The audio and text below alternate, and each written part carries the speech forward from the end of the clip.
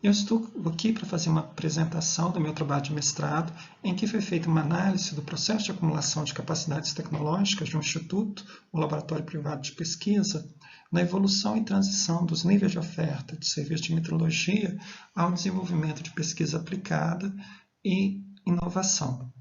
A inovação não é um tema recente, mas atualmente vem ganhando destaque muito em função das mudanças econômicas e sociais que estão acontecendo. Por quê? Quando a empresa investe em inovação, possibilita ela de ter o domínio de tecnologias que, quando associado ao desenvolvimento de produtos com maior valor agregado, dão suporte ao desenvolvimento econômico de um país. Porém, para essas empresas elas realizarem suas estratégias de inovação, muitas das vezes elas dependem do Sistema Nacional de Inovação em que elas estão inseridas. Nesse sentido, no Brasil, diversos estudos e pesquisas vêm sendo realizados para mapear o Sistema Nacional de Inovação. Porém, muitas das vezes atores importantes do Sistema Nacional de Inovação são parcialmente negligenciados, como os laboratórios de metrologia e os institutos privados de pesquisa.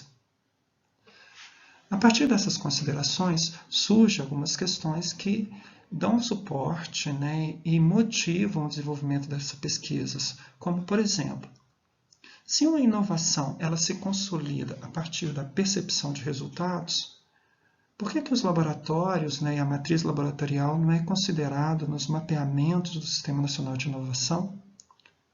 Se no ato de atribuir grandeza a um mensurando, muitas novas descobertas podem surgir, por que então não explorar o conhecimento gerado nos processos de medição como uma oportunidade para a geração de parceria e inovação com a indústria? Por que alguns laboratórios de metrologia evoluem para a prestação de serviço de pesquisa e apoio à inovação e outros permanecem apenas ofertando serviços de calibração e ensaios? Então, com o objetivo de analisar esse processo de transição e evolução de um instituto ou laboratório privado de pesquisa, que começa inicialmente, muitas das vezes, prestando serviço de metrologia, nós desenvolvemos uma série de ações para entender e compreender um pouco mais esse agente do Sistema Nacional de Inovação. Então, uma das primeiras coisas que nós fizemos foi conceituar o termo, o objeto de pesquisa, e avaliar a importância desse objeto de pesquisa para o apoio à inovação da indústria. Outra coisa que nós fizemos, nesse trabalho, foi selecionar um instituto ou laboratório de pesquisa que representasse ou que tivesse um histórico de evolução na prestação de serviço. Um outro passo da pesquisa foi, a partir da seleção e identificação desse agente ou desse ator, mapear os níveis históricos de evolução e as competências e tecnologias acumuladas. E, por último, nós avaliamos o resultado desse instituto comparando com outros institutos parceiros ou então similares. Bom, a metodologia de pesquisa que nós usamos foi um estudo de caso. E para realizar esse estudo de caso, nós dividimos a nossa pesquisa em 8 etapas. Na primeira etapa, nós fizemos a avaliação conceitual, que foi analisar documentos e registros.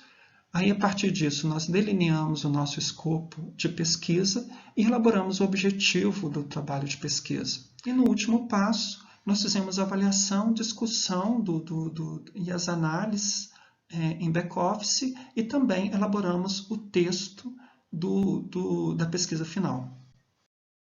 Na fase inicial da pesquisa, foi muito importante para nós delinearmos o nosso objeto de estudo, uma vez que a nossa ideia engloba tanto os laboratórios de metrologia, que prestam algum serviço de apoio à inovação para a indústria, assim como os institutos privados de pesquisa, que muitas das vezes não são percebidos como agentes do Sistema Nacional de Inovação. Para nós definirmos o que seria o conceito de LPP, nós utilizamos como referência o Manual FASCAT, o Manual de Oslo e também o Marco Legal de Inovação. A partir da análise desses documentos, nós chegamos a um conceito de LPP como os LPPs são laboratórios ou institutos privados de pesquisas que tenham ou não fins lucrativos, que desenvolvam as atividades de teste, controle de qualidade, análise, atividades de consultoria, pesquisa e desenvolvimento. Veja bem que, com base no Marco Legal de Inovação, o ILPP compõe o conceito de ICTs, de Instituto de Ciência e Tecnologia. Porém, não abrange universidades e o Centro de Formação Profissional. Bom, para avaliar a importância do ILPP como agente do Sistema Nacional de Inovação, nós utilizamos a Pesquisa e Inovação Tecnológica, que é a PINTEC.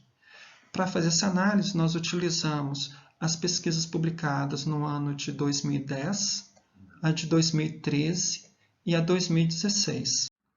Para a análise da PINTEC, é válido ressaltar que ela é uma pesquisa composta em blocos.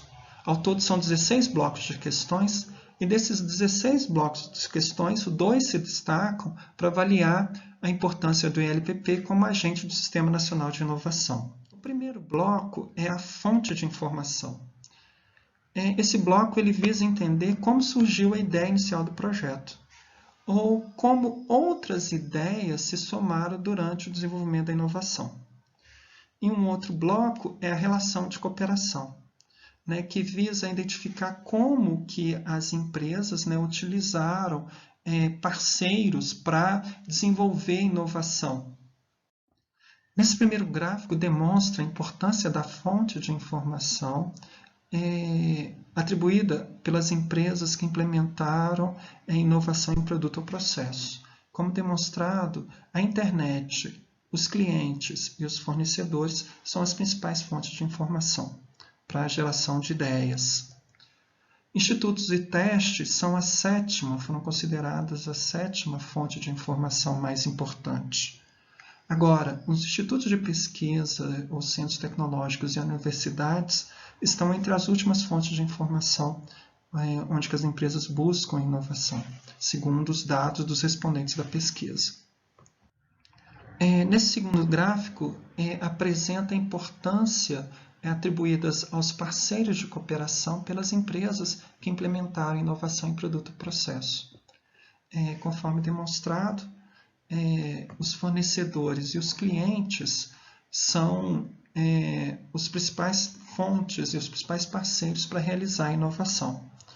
Os institutos de teste eles foram considerados os terceiros parceiros. Esses institutos de teste compõem o conceito de LPP. Já as universidades e os institutos de pesquisa dessas universidades, que são institutos muito avaliados nos sistemas nacionais de inovação, são apenas o sétimo parceiro mais importante. Interessante que ele fica atrás até mesmo dos concorrentes.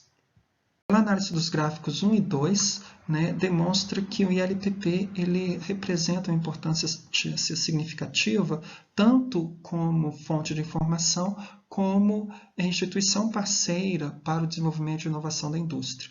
Então, a partir desse ponto de pesquisa, nós começamos a nos interessar em saber qual que é o tamanho, quem são esses laboratórios e qual que é o tamanho dessa matriz laboratorial que pode apoiar a geração de inovação na indústria. Então, nessa etapa da pesquisa, nós fizemos o cruzamento de duas bases de dados, a RAIS, que é a Relação Anual de Informações Sociais, e a base de dados de relatórios acreditados do Inmetro. E desse cruzamento, nós chegamos a aproximadamente 1.900 registros que podem se caracterizar como ILPP. E nós identificamos que o SENAI é a maior rede, a maior matriz de laboratórios com essas características. Então, a partir desse ponto, nós começamos a investigar dentro da matriz do SENAI se existia algum laboratório que inicialmente começou suas atividades prestando serviços mais orientados à atividade de metrologia e depois foi desenvolvendo atividades de pesquisa e também apoio à inovação da indústria. Então, a partir das análises e cruzamentos, nós começamos também a fazer entrevistas, e a partir das entrevistas nós identificamos que a unidade do SENAI, Centro Tecnológico de Fundição de Itaúna, ele é um caso que tem essas características do nosso objeto de estudo. Então, uma vez identificado um caso de estudo, que apresentasse um histórico de evolução, o nosso desafio passa a ser a como descrever essa evolução histórica desse instituto. Nesse sentido, a descrição de trajetória de acumulação de capacidade tecnológica nos foi muito útil, porque ela demonstra de forma visual como que é a acumulação de saberes, né? Na verdade, o método ele investiga como as capacidades tecnológicas, né, se acumulam ao longo dos anos e também por níveis de complexidades tecnológicas. E um outro dado bastante interessante, que no Brasil, a análise do processo de acumulação de capacidades tecnológicas já tem sido utilizado, né, para análise de empresas e instituições de diversos setores. Esse diagrama demonstra a trajetória de acumulação de capacidade tecnológica. Aqui nós temos as capacidades tecnológicas básicas, está vendo? Elas vão aumentando durante o tempo. Então, isso aqui são capacidades tecnológicas básicas. Elas vão se acumulando, né, em capacidades tecnológicas mais complexas e inovadoras. E aqui nós temos capacidades tecnológicas inovadoras que estão na fronteira do conhecimento. Essa linha demonstra a fronteira do conhecimento, né, em que as empresas de ponta cada vez mais vão subindo, então o que a gente chama de capacidade dinâmica, isso é um fluxo dinâmico, sempre as empresas tentam levar essa linha sempre mais para cima, e aqui nós temos traçado a linha, né, que é o processo de acumulação de capacidade tecnológica da empresa que está sendo analisada. Nós optamos para fazer uma análise, né, utilizando 5 níveis de capacidades tecnológicas. Nós utilizamos dois níveis de capacidades tecnológicas operacionais, que são as capacidades de executar a rotina. Depois nós temos o que nós chamamos de capacidades tecnológicas inovadoras, que são capacidades tecnológicas de criação a partir do domínio das tecnologias. Uma vez definido as capacidades tecnológicas, né, os níveis de capacidades tecnológicas, a nossa próxima pergunta é entender quais as funções que nós vamos analisar das capacidades tecnológicas das empresas. A Haja Vista ela tem várias funções diferentes. Para fazer essa análise, nós partimos do conceito de LPP, e uma das características básicas do LPP é que ele é muito regido por normas, né? Ele tem que dar resultados comparáveis, né? Ele tem que ser preciso nas informações. Então, nós buscamos os modelos normativos para entender quais são as funções básicas desse instituto, né? Ou então do Instituto Laboratório Privado de Pesquisa. Nós analisamos, então, para efeito de metrologia, porque ele pode ser tanto um laboratório de metrologia como um instituto privado de pesquisa. Então, como um laboratório de metrologia, nós analisamos a norma 17025, que é a norma de certificação de sistema de gestão de metrologia. E nós usamos também o guia Boas Práticas Laboratoriais, que é muito utilizado pelos órgãos regulamentadores para avaliar a competência de laboratórios da área de alimento, de saúde, veterinária. Eles seguem o guia Boas Práticas. E para o lado de pesquisa, nós utilizamos a norma 16.501, que estabelece diretrizes do Sistema de Gestão da Inovação. E nós utilizamos também o guia Boas Práticas de Interação ICT Empresa, que estabelece diretrizes para que sejam feitas relações entre ICTs, principalmente ICTs de universidades, ICTs públicas e empresa. Então, pela análise, nós identificamos que existem 4 funções importantes. Uma função que é citada em todas as normas, em todos os documentos, é a gestão laboratorial. Todos os documentos falam, de alguma forma, de como que é feita a gestão para executar as atividades. Uma outra função também que é muito importante, citada em todos os documentos, é a relação com o mercado. Tá? De alguma forma, essas normas tratam como que esse ente se relaciona com o mercado.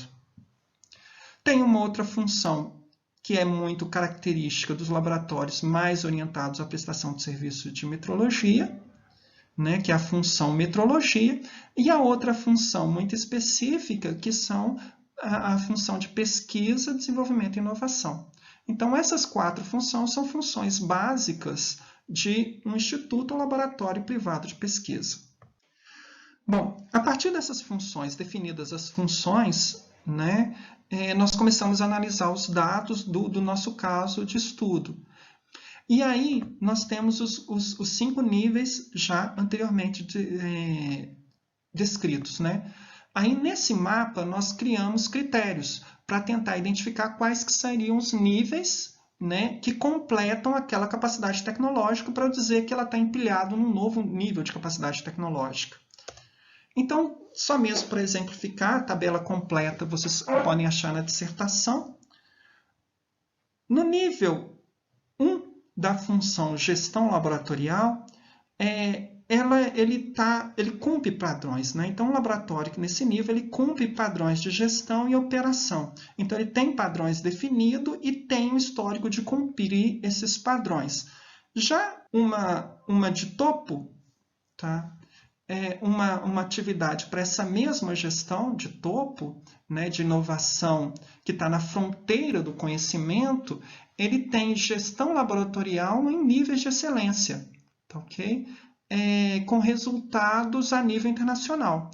Então, um laboratório que tem critérios, indicadores que demonstram excelência a nível internacional, é um laboratório que a gente pode dizer que tem uma gestão, né, na fronteira do conhecimento. Só mesmo um outro exemplo.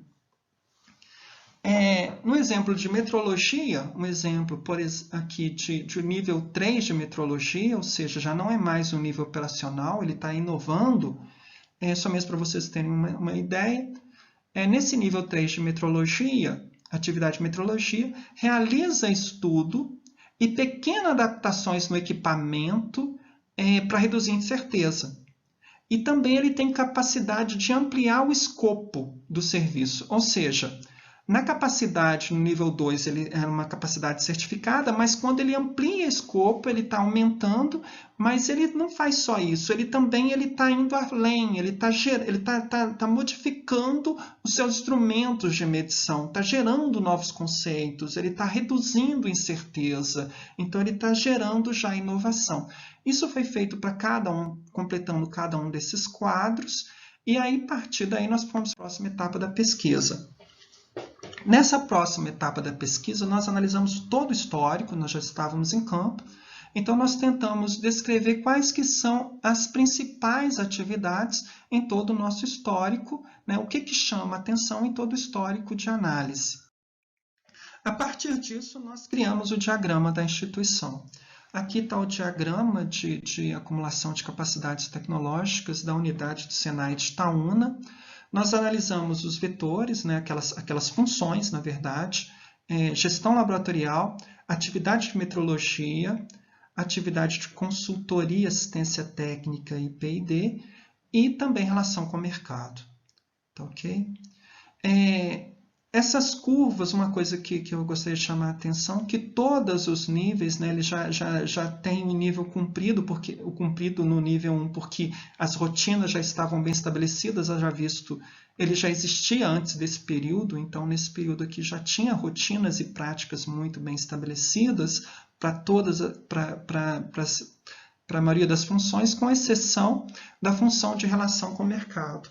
Relação com o mercado, ele já estava no nível 3, ele já tinha um nível muito avançado, porque ele já realizava parceria. No nível básico de relação com o mercado, ele atende às demandas. No nível avançado, ele antecipa as demandas. Já nesse nível estratégico, nesse nível tecnológico 3, a gente previa que eles estavam gerando demandas a partir da parceria, de parcerias internacionais, que é o que ele já faz aqui nesse período. Já tinha parcerias internacionais e já estava, inclusive, induzindo o setor industrial a novos patamares tecnológicos. Só mesmo para exemplificar, então essas curvas elas vão se flexionando com o tempo e a gente tenta identificar indicadores que fazem com que essa curva ela mude de patamar. Então, por exemplo, o início da atuação do Senai em pesquisa aplicada muda o patamar da atividade de consultoria. Antes ele fazia consultoria e assistência técnica, agora a partir desse ponto ele já faz pesquisa aplicada, ele já tem parceria fazendo pesquisa aplicada, mudou essa curva. Ok? A certificação, tá? O início das ações para a certificação na rede brasileira de laboratórios de ensaio muda a curva da atividade de metrologia, porque eles já começam a preparar uma série de padrões, documentos, para muda o nível de gestão, para cálculo de incerteza, entre outras coisas. Então, muda o nível de atividade de metrologia. Mas muda também a gestão laboratorial. A gestão laboratorial passa a ser mais densa. Okay? E assim vão sendo identificados vários elementos e características que vão mudando essas curvas. Então, esse diagrama mostra de forma como que essas curvas, né, as curvas de gestão laboratorial, atividade de metrologia, consultoria e relação com o mercado vão se alterando durante o tempo. O próximo passo da pesquisa é compreender como que isso tudo funciona, né, e como que é a relação dessas curvas, né, a partir da dinâmica, análise da dinâmica de acumulação de capacidade tecnológica. A dinâmica da função demonstra o esforço da instituição em desenvolver na função. Nesse caso, a unidade de Senai de Itaúna tem um esforço muito grande no desenvolvimento da função de consultoria, assistência técnica e inovação.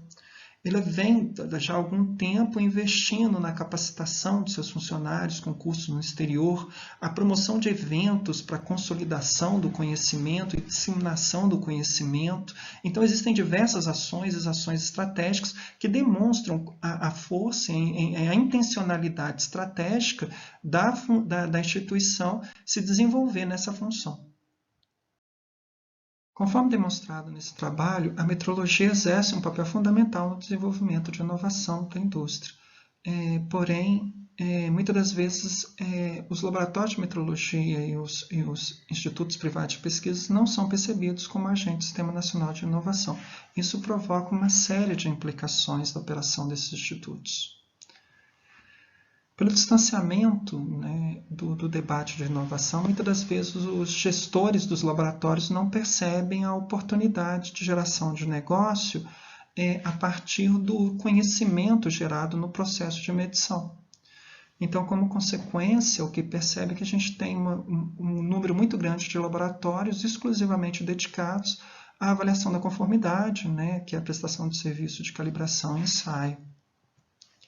Uma outra coisa interessante é que, por outro lado, também os gestores de projetos de P&D não percebem a matriz laboratorial como uma oportunidade para realizar suas atividades de inovação, né? Inclusive, eles podem usar isso utilizando recursos de fomento. Por outro lado, né, tem uma outra questão muito interessante que, como falta uma bibliografia que descreva, né, as atividades que podem complementar as rotinas de metrologia, os gestores têm dificuldade de enxergar essas possibilidades, né? Então, vislumbrar oportunidades de realizar atividades de consultoria e P&D. Então, nesse sentido, né, esse trabalho ele traz uma série de práticas e experiências de sucesso de um ELPP que tem dado resultado a nível nacional. Fechando aqui a minha apresentação, né, esse trabalho gera algumas contribuições. Primeiro, ao destacar um agente que é pouco percebido na bibliografia, né, mostrando a importância desse agente. E um outro ponto importante também dessa pesquisa é o apresentar práticas de gestão, né, que podem inspirar outros laboratórios a se desenvolverem. Outras informações e também as referências encontram-se no texto final da dissertação. Muito obrigado pela atenção.